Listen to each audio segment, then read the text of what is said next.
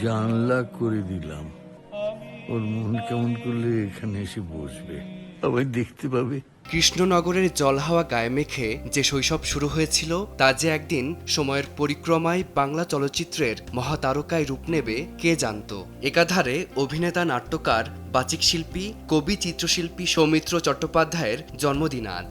কিন্তু তা সত্ত্বেও সে জীবন বিমুখ হচ্ছে না, সে পালাচ্ছে না, এসকেপ করছে না, সে বাঁচতে চাইছে। 1959 সালে অপুর সংসার দিয়ে শুরু হওয়া সেই জয়যাত্রা আজও বাংলা সিনেমার দর্শকদের হৃদয়ে হয়ে আছে অম্লান। সত্যজিৎ রায়ের সঙ্গে তার রসায়ন, পরিচালক আর অভিনেতার সম্পর্ককে ছাপিয়ে রূপ নেয় পিতা পুত্রের হৃদ্যতায়। মানিকের হাত ধরে অসীম, অমল বা ফেলুদার মতো যে চরিত্ররা প্রাণ পেয়েছিল, সৌমিত্র যেন ছিলেন তাদের রক্তমাংসের সার্থক প্রতিচ্ছবি। তবে কেবল সত্যজিৎ ঘনিষ্ঠ হিসেবে তাকে বিচার করলে তা হবে একপাক্ষিক। তপন সিংহ থেকে শিবপ্রসাদ মুখোপাধ্যায়, সবার নির্মাণেই তিনি ছিলেন সমান সাবলীল।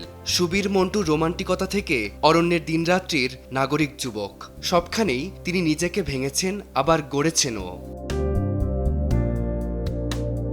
সিনেমা ছাড়াও তিনি অভিনয় করেছেন বহু নাটক, যাত্রা ও টিভি ধারাবাহিকে, লিখেছেন কবিতা ও নাটক, করেছেন পরিচালনাও। আবৃত্তিতেও তিনি অগ্রগণ্য। রেলগাড়ির কামরায় হঠাৎ দেখা, ভাবিনি সম্ভব হবে কোনোদিন। আগে ওকে বারবার দেখেছি। দাদা সাহেব ফালকে থেকে ফ্রান্সের লিজিয়ন অব অনার সম্মাননার মতো অসংখ্য পুরস্কারে ভূষিত হয়েছেন তিনি। তিনি যদি বা আমাকে ছেড়ে থাকতে পারেন, আমি তাকে ছেড়ে একদিনও থাকতে পারবো না। 2020 সালের কোভিডে এই মহাতারকার জীবনাবসান ঘটলেও তার রেখে যাওয়া কালজয়ী সব সৃষ্টিতে অমর হয়ে আছেন অনুরাগীদের হৃদয়ে। শারীরিক প্রস্থান ঘটলেও তিনি রয়েছেন সংলাপে, কবিতায় এবং সিনেমার গভীরতম অনুভূতির বন্দরে। ফারদিন মাঝার, সময় সংবাদ।